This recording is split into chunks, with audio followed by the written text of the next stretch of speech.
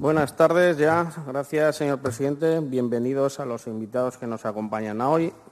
La verdad es que vamos más tarde de lo que pensábamos, pero no es por ello menos importante el tema. Voy a empezar citando a muchas organizaciones agrarias europeas, a la verdadera voz del campo, que son la gente que la trabaja, a los agricultores y ganaderas, voy a citar periodistas y voy a citar a la gente que lleva muchos años avisándonos. Y además voy a avisar, esto va a doler porque las verdades duelen. Lo verdaderamente triste es que nuestros abuelos, nuestros padres o nuestras madres lucharon muchísimo para dejarnos algo. Nos dejaron viñas, olivos, cereales, nos dejaron una tierra, unos alimentos, ganadería y montes limpios, ríos vivos y regadíos que funcionaban. Y además nos decían, aquí os dejamos esto para que deis de comer al resto. Dejaron mucho trabajo hecho, muchísimo esfuerzo, sacrificio, dignidad y sobre todo mucha honradez para llenar las despensas de la sociedad. Dejaron algo fundamental que ellos no eran capaces de valorar, que era la soberanía alimentaria, capaces de producir, capaces de decidir y capaces de vivir de su trabajo, nuestro trabajo y de alimentar a Europa. ¿Qué ha pasado desde entonces? Que han cambiado muchas cosas. Se ha cambiado todo por subvenciones, se ha cambiado por una política agraria común completamente desnortada. Hemos cambiado trabajo por ayudas, producción por papeles y autonomía por dependencia exterior. Hemos aceptado, y lo voy a decir claramente, y aquí me culpo, que nos paguen por no producir, por renunciar a alimentar a Europa. Todo a cambio de poco positivo, solo a cambio de unas políticas medioambientales totalmente erróneas, diseñadas por burócratas que ahora incluso ellos están cuestionando. Y mientras tanto, otros han aprovechado esto y nos venden lo que nosotros no somos capaces de producir. Y no quieren cuidarnos. Nos dijeron que eran buenos los acuerdos, nos dijeron que eran positivos, nos dijeron que era progreso. Pero al final lo que hicieron fueron robarnos la producción, robarnos la soberanía y robarnos la alimentación. Y sobre todo la libertad. La PAC no está pensada para que el campo viviera de su trabajo desde hace 26 años. Antes sí. No estaba pensada para que el productor produjera los alimentos más adecuados desde entonces y no estaba pensado para que el consumidor tenga los mejores productos. Estaba dirigida, diseñada y construida para que con la excusa medioambiental todo se fuera desmontando. No para modernizar el sector, sino para desmontarlo. No para proteger, sino para vaciar Europa. Y cuando te das cuenta, ya es tarde. La tierra ya no es nuestra, ya no decidimos qué sembrar, ni cuándo, ni para quién. Ya no somos productores independientes, no somos una cooperativa o una empresa, una industria que gestione la producción y el valor, y somos meros gestores administrativos de nuestra propia miseria, de nuestra propia desaparición como sector. Y esto es lo verdaderamente triste, haber recibido un legado de nuestros abuelos y haberlo cambiado por migajas. 3 millones de explotaciones agrarias familiares han desaparecido en esta Europa en los últimos 15 años. 3 millones de familias. Conviene recordar además que en España la política agraria común, la PAC, es en torno del entre el 11 y el 13% de los ingresos de las explotaciones. No es un colchón, es una ayuda para quien vive y debe vivir de producir alimentos y no de subsidios.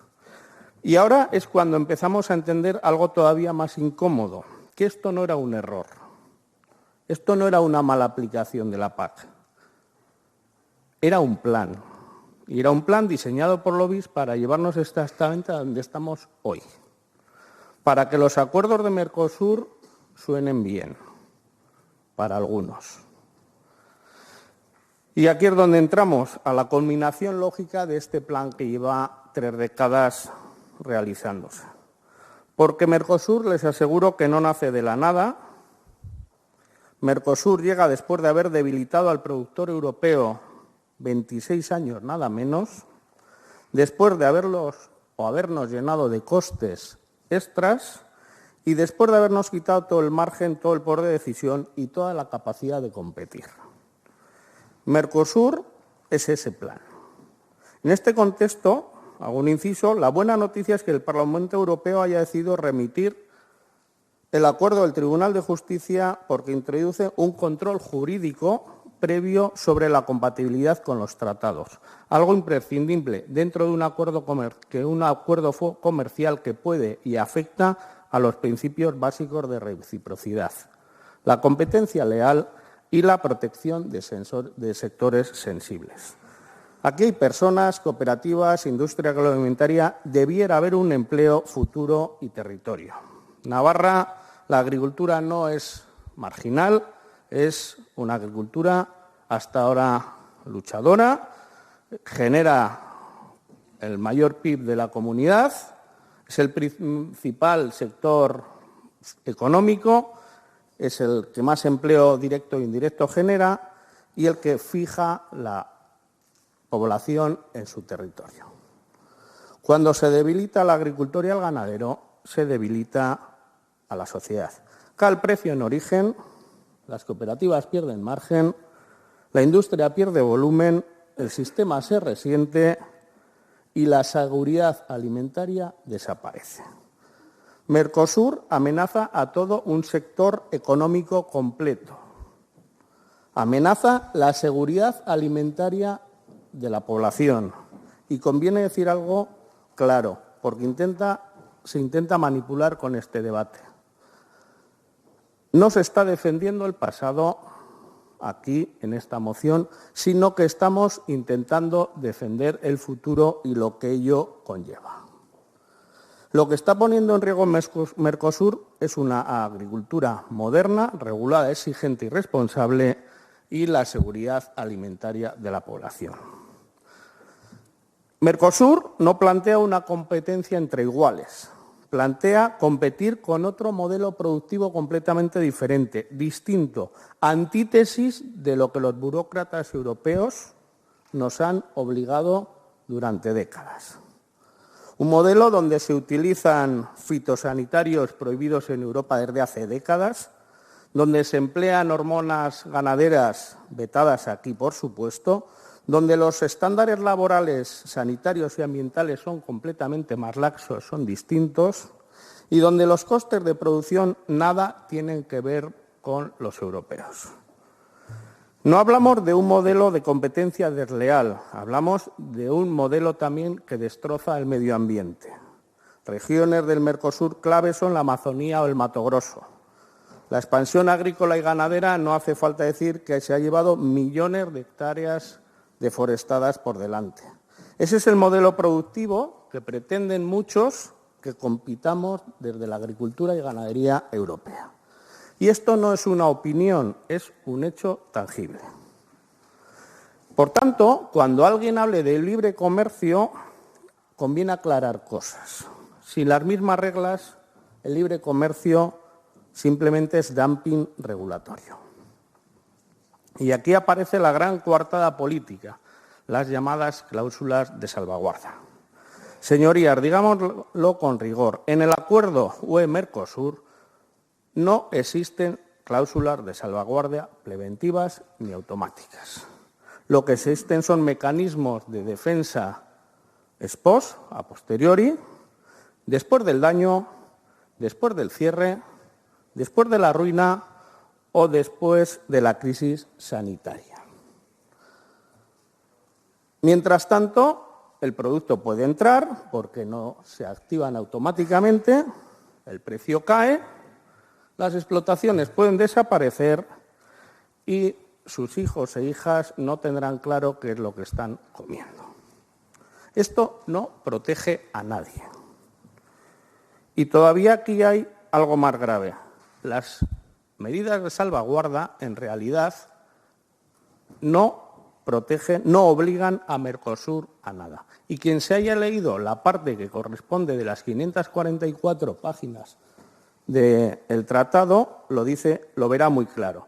No hay compromiso que asumen los países de Mercosur, son un mecanismo interno y tardío propio de la Unión Europea, no es de origen, sino del destino, y por tanto, tanto Javier Milei como el propio canciller paraguayo, y lo dicen con claridad, que las salvaguardas no forman parte de un acuerdo. Cierto es que tienen razón sin decir toda la verdad, pero también es cierto que en Europa los defensores de esto también tienen razón sin decir la verdad, señor consejero.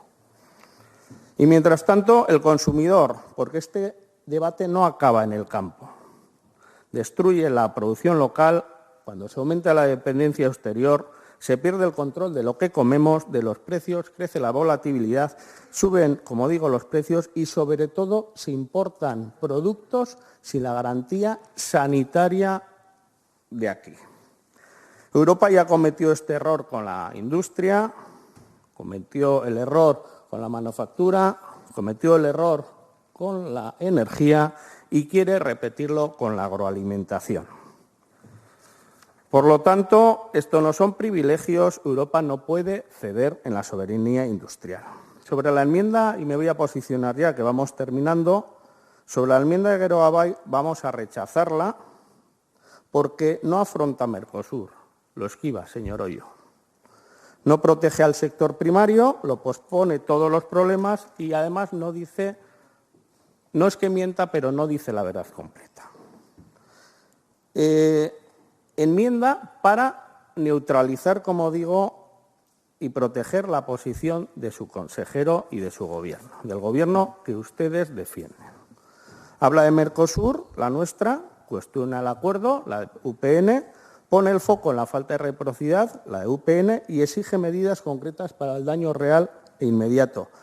Todo esto lo elimina usted en su enmienda con declaraciones genéricas, deseos a futuro y promesas que ya sabemos que no se cumplen después. El punto 1 es revelador, porque habla, como habla hoy el consejero, de la PAC post-27, y esto no tiene nada que ver con los acuerdos comerciales. Lo único que sabemos de la PAC post-27, aparte de que sabemos muchas cosas, pero vamos a resumir que hay un 22% menor de fondos, que se diluyen los dos pilares y que no hay una relación directa entre esto y la hipotética acuerdo con Mercosur. Se desvía el foco. El punto 2, controles, fronteras, etcétera, lo ha dicho hoy el propio consejero. Si solo el 0,08% del control en frontera en destino es lo que tiene control, esto no es control. Esto se llama descontrol y, por lo tanto, este descontrol no activa nada y no soluciona nada. El punto 3, apuesta por marcha efectiva de cláusulas de salvaguarda. Creo que he explicado lo de las salvaguardias, no son automáticas, no son preventivas, no forman parte del núcleo del acuerdo y, además, esto es como cuando un incendio, señor Hoyo, lo apagan los bomberos. Lo que hay que hacer es limpiar el monte, proteger el monte y no apagarlo. Y unas salvaguardas ya solo protegerían después del supuesto mal hecho. Ya, Italia como coartada creo que es no tener las cosas muy claras, porque además podríamos hacerlo, y nosotros lo ponemos en el último punto, que Navarra sí que tiene que activar medidas de verdad, medidas que obliguen y nos mojemos, pero estos pactos que hablan que se han alcanzado con Italia no son con Italia, son en Italia, dentro de Italia. El con y el en cambia mucho el concepto. Proponer, como digo, un grupo de trabajo a posterior no sirve nada. UPN quiere analizar y corregir todo antes de que el mal esté hecho. Y, por supuesto, el último punto, decir que se van y se tienen que aprobar 2 leyes forales, pues vale, de acuerdo, pero esto con Mercosur, nada de nada.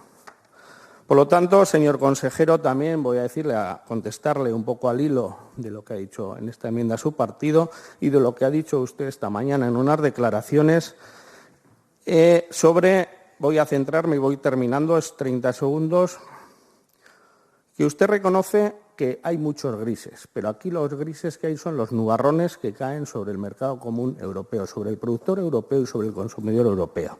Porque cuando el Parlamento Europeo envía un acuerdo al Tribunal de Justicia, estamos ante dudas jurídicas serias. Y cuando aún así se plantea seguir adelante, como parece que quiere la Comisión, es todavía una huida adelante sin ningún tipo de prudencia. Usted afirma que la petición del tribunal no paraliza el proceso, es cierto, pero omite una cosa, lo esencial, aplicar provisionalmente un acuerdo mientras el tribunal examina, dice que tiene inseguridad jurídica total. Y demuestra que las supuestas garantías en realidad no existen. Y además habla de aplicación parcial como si esto fuera algo inocuo.